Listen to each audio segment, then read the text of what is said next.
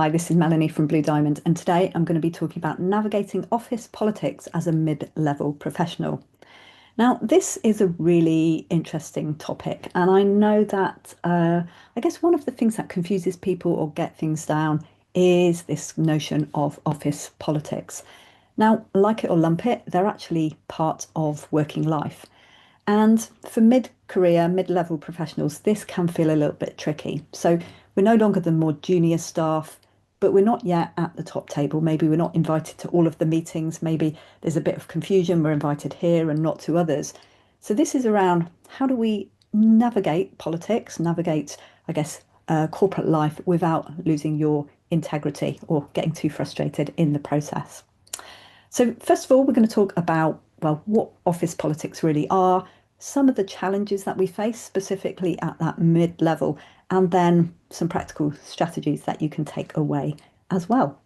So what are we talking about when we're talking about politics? Well, we might be thinking about backstabbing, we might be talking about manipulation, but actually politics is just about how people collaborate, work together, how there's some power, how all that happens in an organization.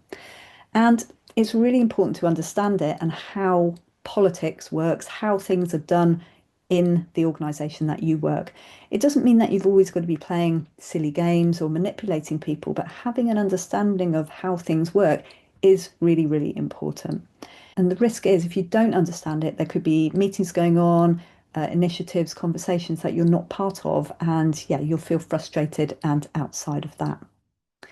Now, what challenges might there be specifically at that mid level?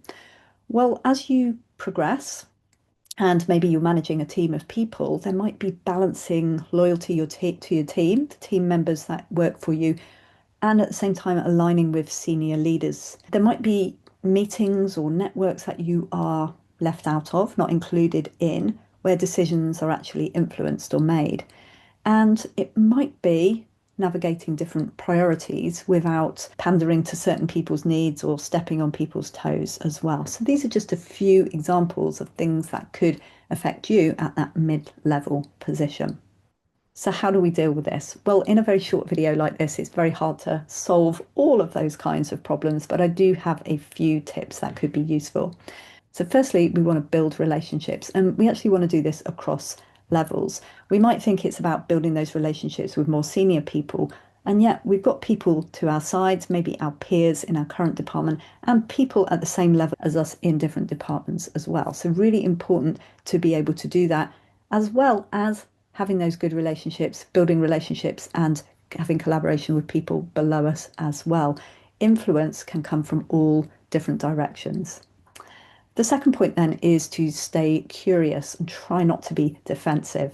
So sometimes decisions get made, or sometimes things happen that don't necessarily go your way, or not the thing that way that you would have done.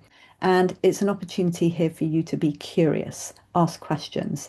And what this will do is position you as a learner rather than a blocker. And it might be a how can we do something, or understanding more about why a decision was made rather than putting some blocks in place. The third point is observing before acting. Now, decisions get made in different ways in different places, but have a think through and look at your own experience in your organisation. How do decisions really get made? Is this informal meetings? Is it in meetings before meetings? Is it over coffee or lunch? Or is it through different initiatives, change champions, etc., behind the scenes? And try and get a sense of how that happens. Now, it doesn't mean that you're going to be involved in all of those things immediately, but getting a sense of it can be useful to help you build up your own influence over time. The fourth thing is about protecting your reputation.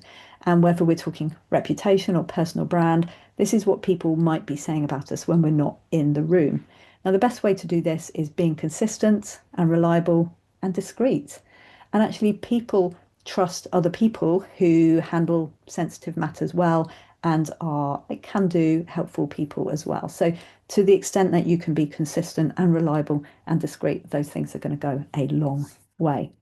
So we've been talking today about office politics, and particularly for people in mid-level positions. Office politics isn't about playing games, it's not about manipulating people, but rather it's about understanding people and building influence in a way that you can do with consistency and integrity. And actually, done well, using politics to your advantage can be a career accelerator as long as you're not treading on people or annoying people too much in the process. So I hope you found this useful. Please hit like, subscribe below, and let me know in the comments what is your biggest challenge with office politics right now.